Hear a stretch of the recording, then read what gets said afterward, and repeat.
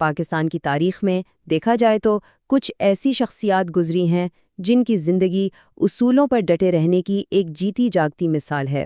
آج ہم ایک ایسے ہی عالم مولانا قاضی مظہر حسین کی کہانی جانیں گے جن کی پوری زندگی جدوجہد اور استقامت سے عبارت تھی۔ ان کو جو القابات ملے وہ بھی کیا زبردست تھے، وکیل صحابہ اور شاہین ختم نبوت۔ لیکن یہ صرف نام نہیں تھے، بلکہ ان کی پوری زندگی کی جد و جہد کا ایک خلاصہ تھے۔ تو چلیے ذرا دیکھتے ہیں کہ ان القابات کے پیچھے کی کہانی آخر ہے کیا۔ تو اس پوری کہانی کو سمجھنے کے لیے ہم ان کی ابتدائی زندگی سے شروعات کریں گے، پھر دیکھیں گے کہ دیوبند نے ان کی سوچ پر کیا اثر ڈالا، اس کے بعد ان کی تحریکوں، عوامی زندگی اور قید کی مشکلات سے گزرتے ہوئے آخر میں یہ دیکھیں گے کہ وہ اپنے پیچھے کیا میراث چھوڑ گئے۔ تو چلیے شروع کرتے ہیں۔ دیکھیں، کسی بھی عظیم شخصیت کی بنیاد جو ہے نا، اس کے بچپن اور خاندانی پس منظر میں ہی ہوتی ہے، اور قاضی مظہر حسین صاحب کی کہانی بھی بالکل وہیں سے شروع ہوتی ہے۔ وقت تھا 14 اکتوبر 1914 کا، اور جگہ تھی چکوال، جہاں ایک مشہور علمی اور روحانی گھرانے میں ان کی پیدائش ہوئی۔ ان کے والد مولانا قاضی کرم الدین دبیر، وہ خود ایک بہت بڑے عالم تھے، تو ایک طرح سے علم اور دینداری تو انہیں ورثے میں ملی تھی، اور اسی ماحول نے ان کی شخصیت کو بنایا۔ اچھا، خاندانی تربیت تو ایک طرف، لیکن پھر ان کی زندگی میں وہ دور آیا جس نے ان کی سوچ اور ان کے علم کی سمت ہی طے کر دی، یعنی ان کی تعلیم کا دور۔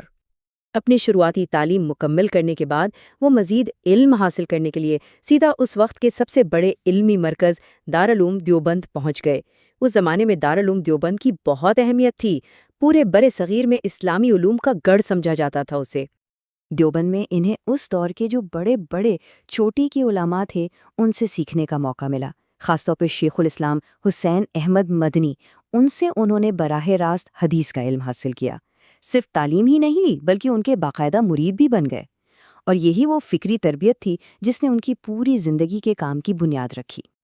تو دیوبند سے جو علم حاصل کیا تھا، اب وقت تھا اسے عملی جامہ پہنانے کا۔ انہوں نے محسوس کیا کہ اپنے نظریات کو آگے بڑھانے کے لیے ایک منظم پلیٹ فارم ضروری ہے، اور بس یہیں سے ان کی سب سے اہم تنظیم کی بنیاد پڑی۔ سال تھا 1969 جب انہوں نے تحریک خدام اہل سنت کی بنیاد رکھی۔ اب اس کا مقصد کیا تھا؟ بہت واضح تھا۔ ایک تو صحابہ کرام کی عزت و ناموس کا دفاع کرنا، دوسرا جو مخالف نظریات تھے ان کا علمی طور پر جواب دینا، اور تیسرا معاشرے میں سنت نبوی کو پھر سے زندہ کرنا۔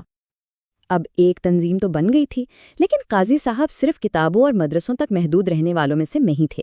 انہوں نے عوامی اور سیاسی میدان میں بھی قدم رکھا۔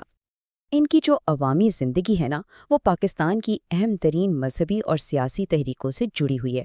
مثال کے طور پر 1953 اور 1974 کی جو ختم نبوت تحریکیں تھیں، ان میں ان کا مرکزی کردار تھا، اور پھر 1977 میں جب ملک میں نظام مصطفیٰ کے نفاذ کے لیے تحریک چلی تو اس میں بھی وہ اگلی صفوں کے رہنماؤں میں شامل تھے۔ لیکن جب کوئی اپنے اصولوں پر اتنا سختی سے قائم رہتا ہے نا، تو اس کی قیمت بھی چکانی پڑتی ہے، اور قاضی صاحب نے یہ قیمت قید و بند کی صورت میں ادا کی، جو ان کی زندگی کا ایک بہت ہی اہم باب ہے۔ صرف اس لیے کہ وہ حق بات کہتے تھے اور اپنے اصولوں پر کوئی سمجھوتا نہیں کرتے تھے، انہیں بار بار گرفتار کیا گیا۔ لیکن اصل کہانی گرفتاری کی نہیں، اصل کہانی تو قید کے دوران ان کی ہمت اور ثابت قدمی کی ہے۔ تو یہاں سوال یہ اٹھتا ہے کہ جب ان پر جیل میں سختیاں کی گئیں، جب مشکلات آئیں، تو کیا ان کے قدم ڈگمگائے؟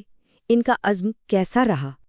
ان کی ہمت کا اندازہ اس بات سے لگائیں کہ جیل میں صرف اذان دینے پر، سوچئے، صرف اذان دینے پر انہیں تشدد کا نشانہ بنایا جاتا تھا، لیکن اس سب کے باوجود ان کے قدم 1 انچ نہیں ڈگمگائے۔ وہ ہر مشکل کے سامنے پہاڑ کی طرح ڈٹے رہے، اور ان کی اسی جرأت، اسی زبردست ہمت اور استقامت کو دیکھ کر اس وقت کے علماء اور عوام نے انہیں امیر عظیمت کا لقب دیا، یعنی عظیم عزم و ہمت والا رہنما، اور یہ لقب واقعی ان کی شخصیت کا آئینہ دار بن گیا۔ تو قاضی مظہر حسین اس دنیا سے تو رخصت ہو گئے، لیکن ان کا کام، ان کا اثر آج بھی زندہ ہے۔